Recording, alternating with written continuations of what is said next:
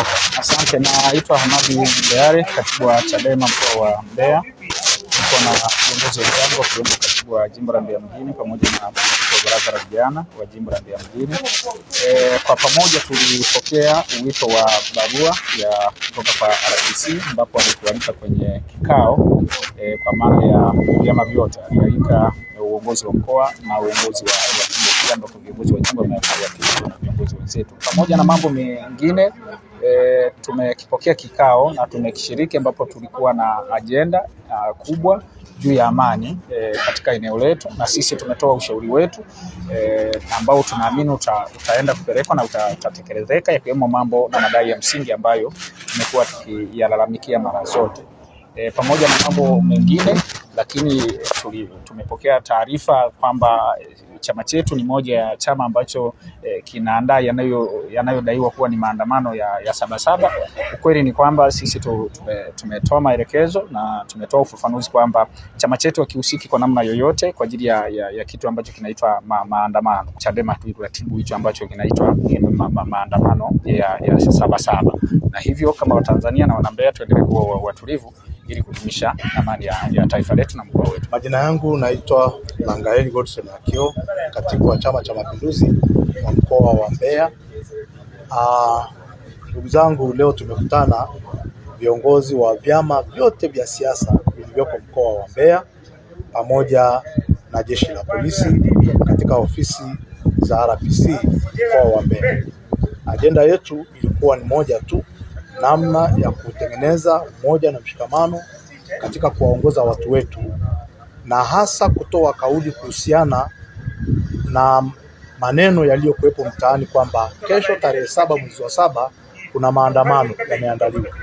Tumezungumza viongozi wa vyama na kila chama kimezungumza, na wote hakuna chama kilichokiri kwamba kimeandaa maandamano hayo. Lakini pamoja na hayo tumekubaliana kwamba kesho hakuna maandamano yoyote.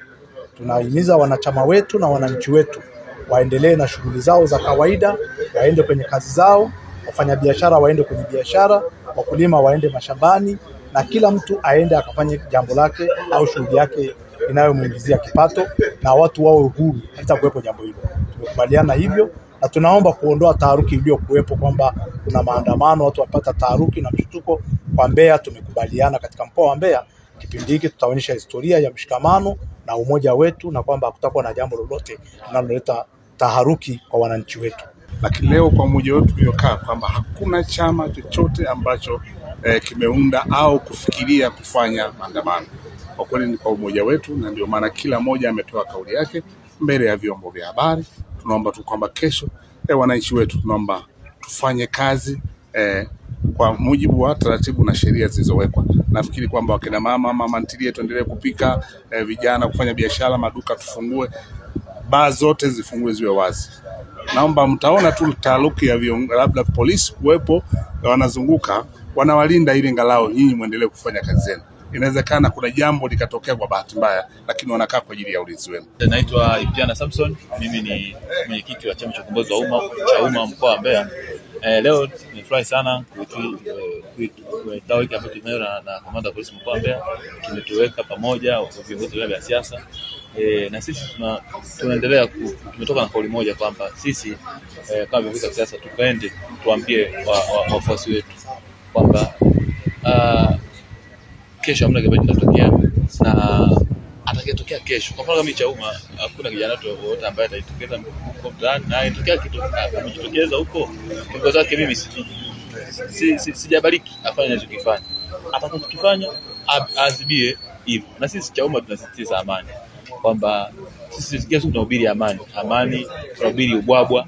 Sasa kama tunasema tunahubiri ubwabwa alafu watu wavunje amani, ubwabwa uliko kwa na amani. Kwa amani kwanza, watu wakula maharage, watashiba, watafanya maendeleo.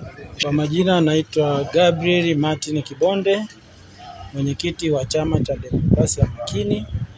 Leo tulikuwa na mkutano wa vyama vya siasa tukiwa katika ofisi za RPC mkoa. Tumeadhimia kwamba kesho hakutakuwa na maandamano. Kwa ninaomba wananchi wote muendelee na shughuli zenu za kila siku. Amani itakuwepo tu, wala msiwe na shaka. Ukiona polisi wanazunguka wala msikimbie, ni kwa ajili ya kulinda usalama zaidi.